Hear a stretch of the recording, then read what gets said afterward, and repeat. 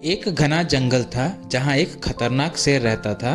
कौवा, सियार और चीता उसके सेवक के रूप में हमेशा उसके साथ रहते थे।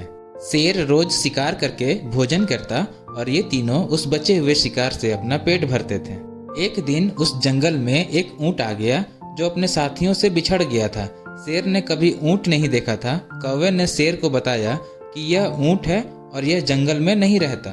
शायद पास के गांव से यह यहाँ आ गया होगा। आप इसका शिकार करके अपना पेट भर सकते हो। चीता और सियार को भी कौवे की बात अच्छी लगी। तीनों की बात सुनकर शेर ने कहा कि नहीं, यह हमारा मेहमान है, मैं इसका शिकार नहीं करूँगा। शेर ऊंट के पास गया और ऊंट ने उसे सारी बात बताई कि वो किस प्रकार अपने साथियों से बिछड़कर जंगल में पहुंचा। शेर को उस कमजोर ऊंट पर दया आई और उससे कहा कि आप हमारे मेहमान हैं, आप इस जंगल में ही रहेंगे।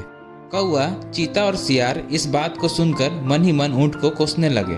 ऊंट ने शेर की बात मान ली और जंगल में ही रहने लगा। जल्दी ही जंगल की घास और हरी पत्तियां खाकर वह तंदुरुस्त हो गया। इस बीच एक दिन शेर की जंगली हाथी से लड़ाई हो गई और शेर बुरी तरह से घायल हो गया। वह कई दिन तक शिकार पर नहीं जा सका। शिकार ना करने पर शेर और उस पर निर्भर कौवा, चीता व सियार कमजोर होने लगे।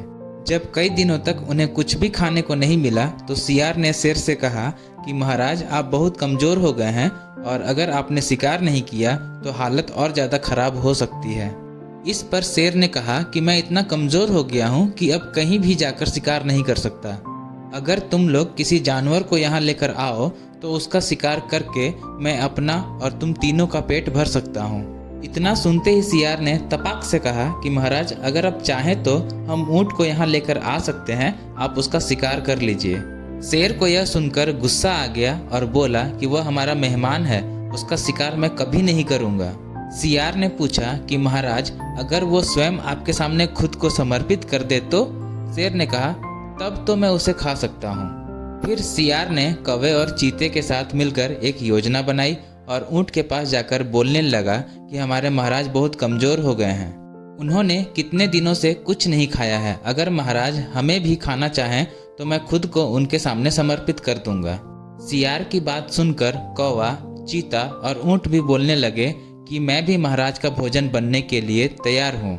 चारों शेर के पास गए और सबसे पहले कौवे ने कहा कि महाराज, आप मुझे अपना भोजन बना लीजिए। सियार बोला कि तुम बहुत छोटे हो, तुम भोजन क्या नाश्ते के लिए भी ठीक नहीं हो। फिर चीता बोला कि महाराज, आप मुझे खा जाइए। तब सियार ने कहा कि अगर तुम मर जाओगे तो शेर का सेनापति कौन होगा। फिर सियार ने खुद को समर्पित कर दिया। तब कौवा और चीता बोले कि तुम्हारे बाद महाराज का सलाहकार कौन बनेगा। जब तीनों को शेर ने नहीं खाया तब ऊँट ने भी सोचा कि महाराज मुझे भी नहीं खाएंगे क्योंकि मैं तो उनका मेहमान हूँ। यह सोचकर वो भी बोलने लगा कि महाराज, आप मुझे अपना भोजन बना लो। इतना सुनते ही शेर, चीता और सियार उस पर झपट पड़े।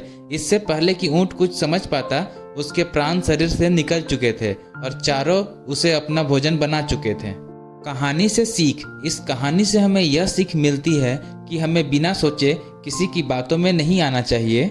साथ ही चालाक व धूर्त लोगों की मीठी मीठी बातों पर कभी भरोसा नहीं करना चाहिए।